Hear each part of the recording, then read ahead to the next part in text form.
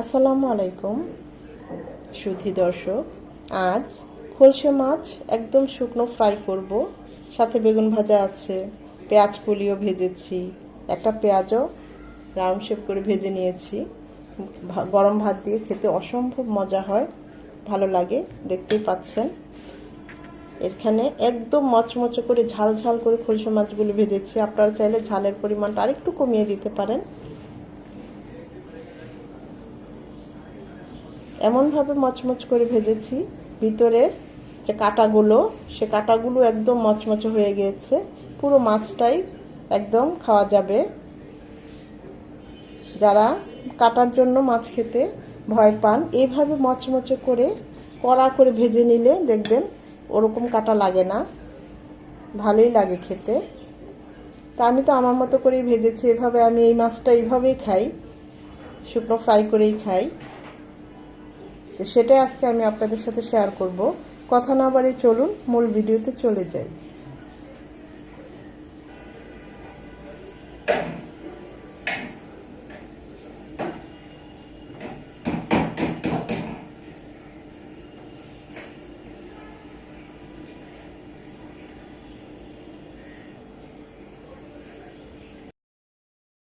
খলসে মাছ, আমরা তো এটাকে খলসে মাছই বলি, এখন কে কি বলে জানি না।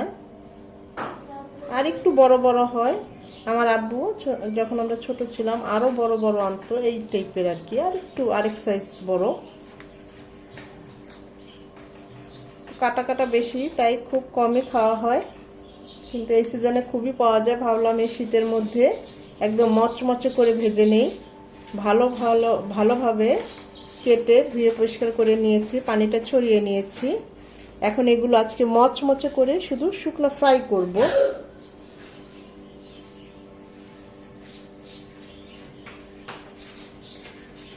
এক চামচের চেয়েও কম আদা রসুনের পেস্ট,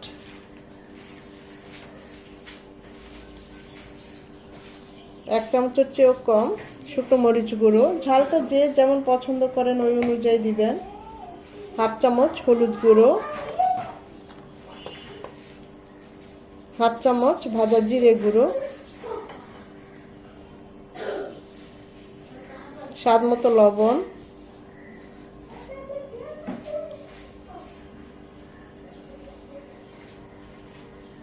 আমি আরও হাফ চামচের চেয়েও কম মরিচ গুঁড়ো দিলাম। একটু ঝাল ঝাল হলেই ভালো লাগবে, যেহেতু শুকনো ফ্রাই। সব কিছু খুব ভালোভাবে মেখে নেব মশলার সাথে মাছগুলো। আপনারা চাইলে আদা রসুনের পেস্টটা নাও দিতে পারেন, কিন্তু দিলে ভালোই হয়, খারাপ লাগে না।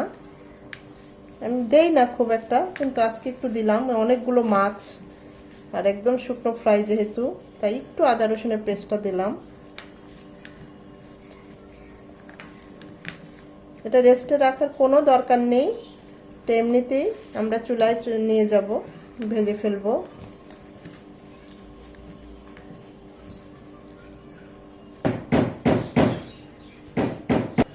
খলসে মাছগুলো ভাজার জন্য সয়াবিন তেল দিয়ে দিচ্ছি। খলসে মাছগুলো ডুবো তেলে ভাজলেই ভালো হয়। আমি তো পর্যাপ্ত পরিমাণে তেল দিয়েছি, চাইলে আরেকটু তেল বেশি করে দিতে পারেন, তাহলে আরো বেশি মচমচে হবে, খেতে ভালো লাগবে। একসাথে সব হবে না, বাকিগুলো পরে দেব। এক পাশ 2 মিনিট ভাজা হয়ে গেলে আরেক পাশটাও ভেজে নেব।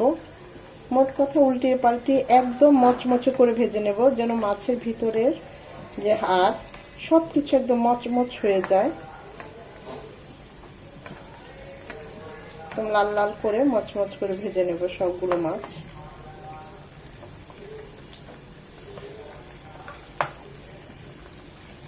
মরিচের গুঁড়োটা একটু বেশি দিয়েছি, তাই তেলটাও লাল হয়ে গিয়েছে। আপনারা চাইলে আরেকটু কমিয়ে দিতে পারেন।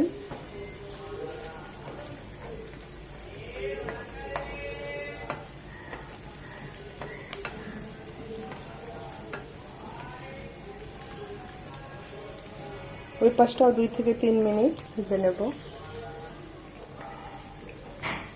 এগুলো একদম মচমচ হয়ে গিয়েছে, এখন এগুলো উঠিয়ে নেব।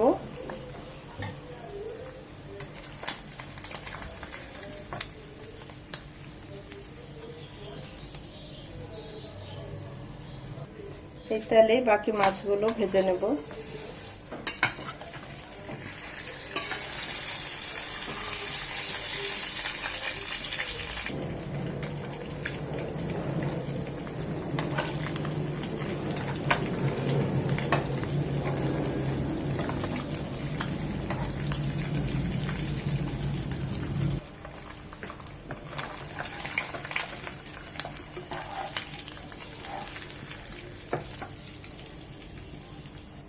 একটা বেগুন 2 পিস করে নিয়েছি।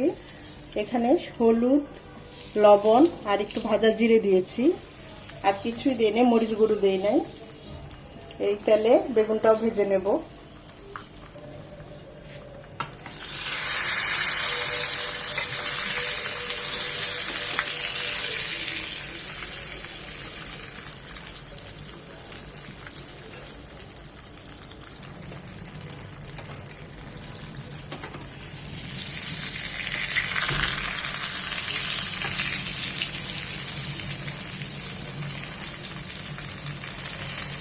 বেগুনগুলো হয়েছে কিনা চেক করলাম, একদম সুন্দরভাবে ভেতরটাও হয়ে গিয়েছে, দেখতেই পেলেন। ওই পাশটা আর 2-3 মিনিট ভেজে উঠিয়ে নেব। মাছগুলো একদম মচমচ করে ভেজে নিয়েছি। বেগুনগুলো ভেজে কিছু পেঁয়াজ পাতা ভেজে নিচ্ছি, দিয়ে দিচ্ছি পেঁয়াজ পাতা, সামান্য একটু লবণ। এখানে আর কিছুই দেব না, শুধু একটু এই তেলের মধ্যে পেঁয়াজ পাতাটা একটু নরম করে নেব। গরম গরম ভাত দিয়ে মাছ ভাজা, বেগুন ভাজা আর এরকম পেঁয়াজ কলি ভাজা ভালোই লাগে।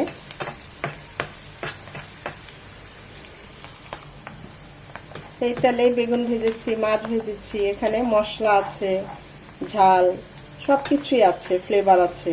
তাই এই পেঁয়াজের মধ্যে আমি কোনো মশলা বা কিছুই দিলাম না, শুধু একটু সামান্য লবণ দিয়ে দিলাম।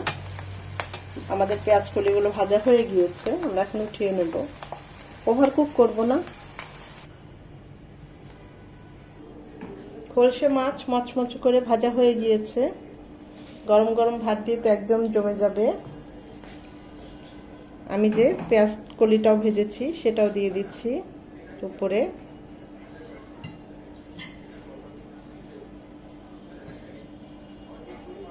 দুটো পেঁয়াজও ভেজেছি সেটাও দিয়ে দিচ্ছি,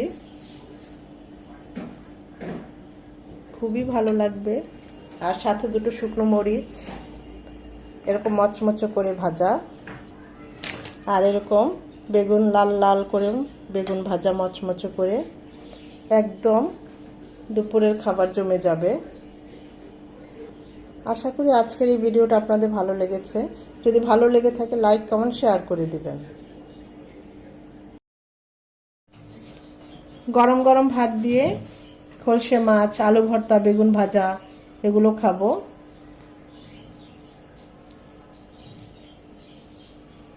একদম ধোয়া উঠানো গরম ভাত দিয়ে এই মাছটাও একদম মচমচে করে